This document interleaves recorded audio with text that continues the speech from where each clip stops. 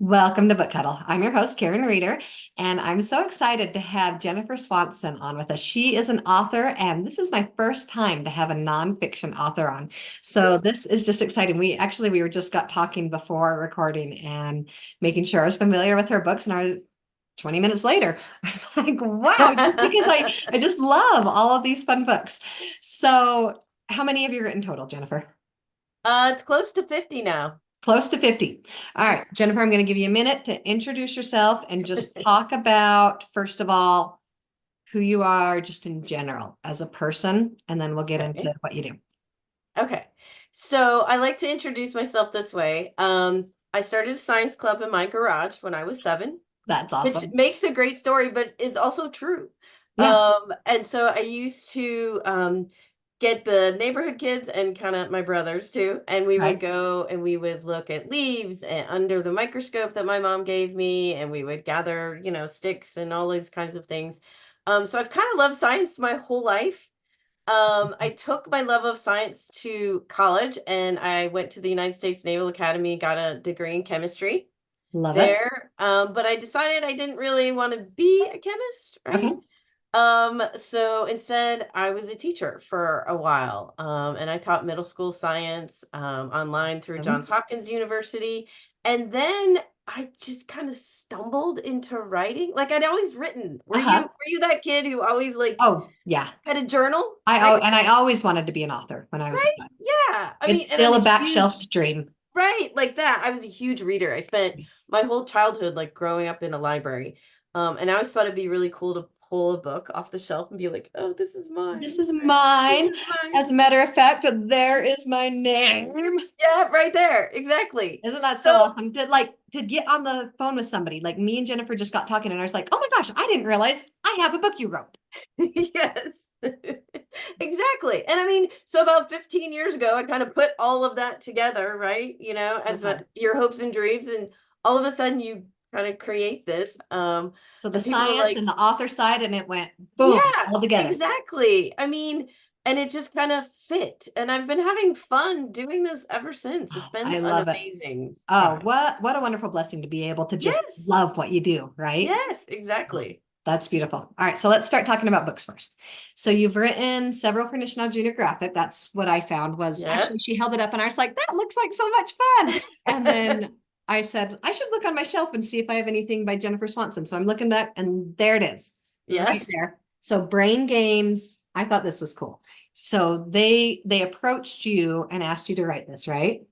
Yeah, so well, I met one of the National Geographic Kids editors at a conference, Okay. and as a science author, like that's the place you want to be, Right. right? Like Right. you're like, I want to work for you.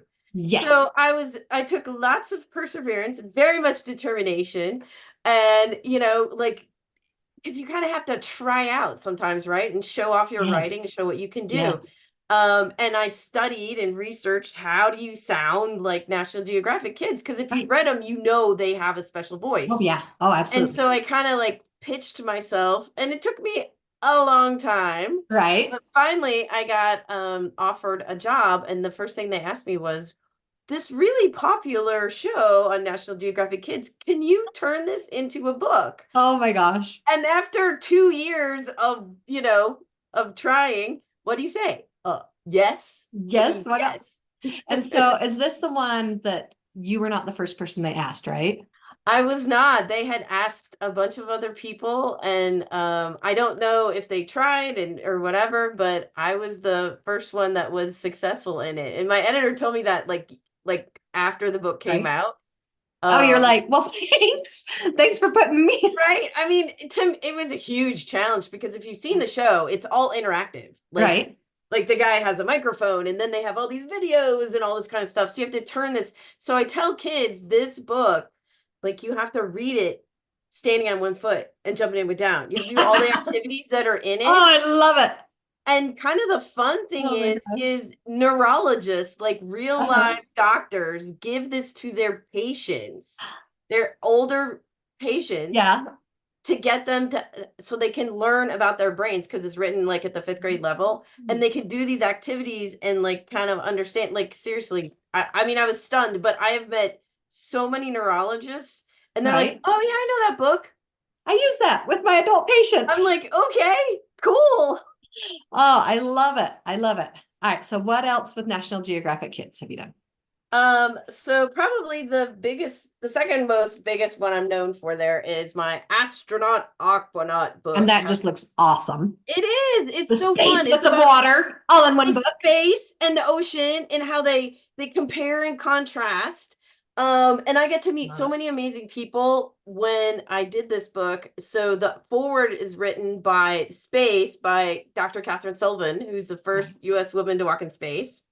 That's awesome. And the ocean forward is written by Fabien Cousteau, who is the grandson of Jacques Cousteau, who I grew up watching Jacques Yeah. Cousteau's TV show, right? Oh, And wow. so now I know him and I've met Dr. Sullivan and it was so amazing. Plus I got to meet other astronauts and other Yeah. aquanauts and NASA engineers and it was so much fun and this kind of encapsulates my life. Like I love space and I love the ocean. So a lot of my books are either space or ocean. Right. Then you just got to throw it all together. That just seems like you're living the dream, Jennifer. It is. It's been so much fun. Yeah. That's awesome. All right. So we're going to go outside of space and ocean and talk about your book Footprints that I see back there. Yes. So So is my this the book one that you said Footprints. is your idea? This one, yeah. So Astronaut Aquanaut was my idea, and this one was my idea. This is my first picture book. Nice. And normally I write middle grade. So my Okay. books can be anywhere from 8,000 to like 35,000 words. Right. This one's like Right. 150 words. It's Nice. crazy. It's crazy. So Um, how did it go? Because you've got real photographs in there, right? yes, so So how these did that, who did you get to get those photos for you? see, aren't these gorgeous? They're Let's see if you can beautiful. see it with Oh them. yeah. They're absolutely gorgeous. So the photos Okay. I actually didn't get. This book is by Raycraft Publishers. Okay. And they got all of these gorgeous photos, but it kind of seemed like this one kind of Okay. seemed appropriate Okay. that Yeah. my first picture book be photo illustrated because all my Yeah. other ones are right middle Yeah. grader or Yes. photo illustrated. Of course. So this book is all about asking kids what kind of impact do you want to leave Nice. on the planet. So we Nice. start with animals and Mhm. we go through humans and all of the different things. But that's kind of, it touches just ever so slightly on climate change. I wanted to do something Right. positive. Like, what are we doing positive for the Right. planet? Yes. Come at it in a positive way. So that's I what I like that. asked them is kind of what kind of impact will you leave, right? Because we know what kind of impact the dinosaurs Right. left, Yes. right? All of these different things. So that's what this book is about. Love it. It's celebrating your individuality, what you do. Like one of the things I do with kids is Yes. I have them draw an outline of their shoe on a piece of paper. Uh-huh. And then inside they draw pictures of the things that they most love. And I said, that's your impact right there. Nice. That's your Oh, I impact on the love it. planet. And I Right? love, like, it is so important. Like, a lot of the books do say, here's how we're destroying the world, let's be better. But I like that approach that you're taking, Yes. that you're working on the positive and you're still giving this positive message Yes. instead of starting with, I don't know, just that Well, destruction. I mean, nobody likes to react to negative stuff, right? Like Right? start with the positive and I like it. the uplifting. Yes, I like that a lot. All right, share your next one, your newest one. Is it out already? The one that, So this one comes out April 2nd. It's called The yay. Lost Forest, an unexpected discovery beneath the waves. And this book is really cool. So one of the Aquanaut experts in my Astronaut Aquanaut book, Dr. Right? Brian Helmuth, we stayed friends. And he found out that his team was going to be the only team to dive on this forest, cypress forest, that was Nice. actually uncovered by Hurricane Ivan. Right? Um, and so what they Amazing. found is I'm trying to find a really cool picture like this. Look at that. Oh, wow. And the thing is this is cypress. So like parts of the trees are still standing. This stuff is 60,000 years old. Under the ocean. Under the ocean. That's Yeah, it was covered incredible. up by like mud and all this kind of stuff. And there's Wow. tons of amazing animals there. Yeah. And this book is by Millbrook Press. But the cool thing is they put all these QR codes in here so the kids can actually click on the QR codes and they can see the real video Oh, that's awesome. of the scientists diving because they're all so see the That's so QR cool. code. Whoops, on the other Yeah. side. Oh Oh, yeah, here, yeah, I right can there. do this. Yeah. Yeah. But so there's like 5 or 6 of them in there, and the Right. kids can click on those and then watch them dive and discover some things. Oh, It's so amazing. I love technology in books. oh, that is so awesome. So you've got all these books, and we don't have time to Mhm. talk about all 50, but I love all of these books that you have, and that's now you've started doing your own ideas and going places with them. And Yes, so then you also have a podcast. Tell me the name of the I podcast. do. For It's called Solve It for Kids. Solve It for Kids. And yeah, and it's we won a .com award, platinum.com award for kids excellence in kids and family Good for entertainment, but it's you. really for kids of all ages. Right. And it was my pandemic project. Like I've met all these amazing scientists and Yes. engineers throughout my career. Right. And I thought I have to share these people with kids because kids kind of think, well, most of us think like, you wear lab coats and all this kind of They stuff. are These you're so people go serious. yeah, they go all over the place and they're so passionate about what they do. We've had astronauts, we've had aquanauts, we've had the you know third in command of NASA on our show. We've had a scientist Oh, awesome. who played like the sounds of black holes. That's I so cool. mean, we've had giraffe scientists and dolphin Giraffe scientists. scientist. Yeah, I I love mean, it. it's pretty amazing. So I invite you all to check it out. We're wherever you can find podcasts, but we also have a website called solveforkids.com. Okay, And all perfect. 200 episodes. And at the end of every episode, we leave a challenge for the kids to Oh, do. that's fun. Yeah. So it's a lot of fun. And is it fairly doable, or would most of the challenges require like I've got to go get this and this? No, we have them do things like go outside and count the stars, watch the International Space Station go Okay, over, cool, cool. look at the plants in your backyard, watch So it's animals. They're doable. very You don't need to go easy. buy stuff. No, they're very, very easy That's awesome. And that challenges. multiple ages can take part in this. Well, we have just regular adults who don't even have kids who But listen to listen, our podcast. that's excellent. I love it. So then, so that's the, tell me again, the name of Solve It for Kids podcast. Solve It for Yes. Kids, solveitforkidspodcast.com.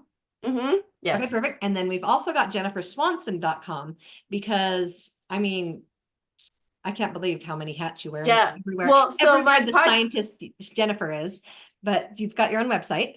Yes, so my website is actually jenniferswansonbooks.com. Books. Okay, Yes, jenniferswansonbooks.com. jenniferswansonbooks.com because there's lots of Jennifer Swansons in the Right. world. No, I was so But impressed I when I have typed it in, author, you yeah, were the one who came up. Yeah. exactly. So but I have videos on there. I have free teacher guides and parent guides if you're a homeschooler. There's lots of activities there that you can do, and you can watch me be interviewed on some of the TV shows and Oh, like excellent. one of the things for brain games they interviewed me and I Mhm. actually got the little trick in the book wrong, so Oh. see if you can watch that video and figure out if you get it right because If I I get got it it right, wrong. I'm not having a lot of confidence if you get it wrong, but I'll give it a shot. I'll have my boys do it with me. I bet There you go, there you go. I'm giving them good odds. So, and then Science Rocks, your shirt, your logo there, is that Yes, part of your website? so it's kind of my whole brand, right? Like I just think science is amazing, so they all kind of like my podcast comes under it, my books come under it. I do professional developed training for teachers. I Awesome. do lots of school visits, both in person and virtually, and it's Okay. all about connecting STEM and literacy, right? Love it. Like STEM can be in every classroom and in Yes. every subject, and so that's my passion with all of this. I love that. And I've got boys that are so into science. We've got a whole shelf of National Geographic kids That's and just awesome. like that they want to grow up and be like animal biologists or something. We need And more. They would be great. good. I'm glad to hear that because people tell me, oh, kids always say that and they never take it very far. And I'm like, I really love it. You never know. I But two mean, of we've them, two of the interviewed, four. yeah, I mean, we've interviewed over 200 people on the Mhm. podcast, and and some of them know from the time they're kids that that's what they want to be. Some Yeah. find it later in life, but it's Awesome. all whatever their individual path is, right? Like you never And know. how are they going to find that if they're not exposed to stuff like what you're Exactly. offering? And so Exactly. I love this that it's for kids So Yes. many different ways. We've got books, we've got audio, we've got video, we've got so many ways for kids to dip their toes in and just say, hey, is that for me? And just get a little Exactly. taste of this. Exactly. That's so Yeah. fun. I love it, Jennifer. All right. Have we covered everything Jennifer Swanson does yet? Because you're We have. I okay. mean, yeah, I'm pretty sure I we've want to done. make sure that before I we get on to my last mean, question, that I get you. Okay. So, Jennifer, I love to ask my guests to share a favorite book, any age of children's book. So my favorite book right now is so I was on Science Friday, NPR Okay. Science Friday last year Awesome. with Manaz Dar from Kirkus, and we were talking about our favorite science books of the year. Okay. And the crazy thing is we both picked the exact same book That's so cool. without knowing it. And it's Right? this one. It's called Search for a Giant Squid by Amy Sito Forster and Andy Chu Musser. And this is a pick your path kind of thing. That's cool. But your boys would probably love this because they can kind of pretend to be scientists as they're searching for a giant squid. For So me, this is like STEM fun all in one book, nice. So right? I've seen the giant squid that has shrunk at the Smithsonian. Oh, yeah. And so are they hoping there's more out there, or is this like imagine if there was another one out there? I think it's probably imagine if there was another one out there. I think it's kind of like what you said to give kids an idea of what this might be like, right? Because Awesome, now these days they're asked like, what do you want to be when you grow up? Well, right? kids don't know, right? There's so many careers that you could Yes. be. Yeah, It's my third actually, he's got this list that's so like off the ball that none of them this relate to each other. And I'm like, that's oh, great. it And is, keep that list it's and let amazing. it keep growing. I love that. I love that. So That's that's what this book is. It's supposed to, engage your curiosity, and I really think it does. that's awesome. Well, I love it. Well, thank you, Jennifer, so much for being on with us today. And I will get her website and podcast, everything in the description. So viewers can go and find Jennifer and get your kids involved in all these fun things. Well, thanks so much for having me. It's been great. Thank you.